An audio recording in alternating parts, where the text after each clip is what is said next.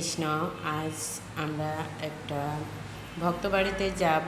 তার কারণ হচ্ছে দেশের এই অবস্থা, বাচ্চারা ঘরে থাকতে থাকতে ক্লান্ত হয়ে গেছে এবং ওদেরকে খুশি করার জন্য আমরা বের হব। এই 6-7 দিন আমার বাচ্চারা ঘরের ভিতরেই থাকে, ওদের কষ্ট দেখে আমরা আর থাকতে পারিনি, তাই বের হয়েছি। তাই উদ্দেশ্য ছিল আমরা একটা ভক্ত বাড়িতে যাব, আর ওর আন্টিদের বাড়িতে আমরা চলে গেলাম।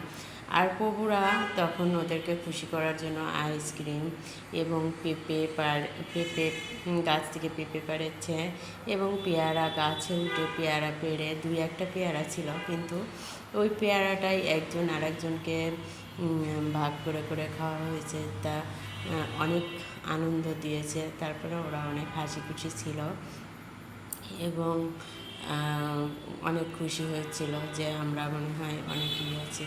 কিন্তু ওরা রাত হলে ঘুমাইতে পারে না, ওদের চোখের সামনে অনেক কিছু হয়েছে, কিন্তু দেখেছে ভাঙচুর, পোড়া, লুটপাট অনেক কিছু দেখছে, কিন্তু কষ্ট পাইছে, ভয় পাইছে। আমরা এগুলো বলতে চাই না, কিন্তু আমরা চাই শান্তি।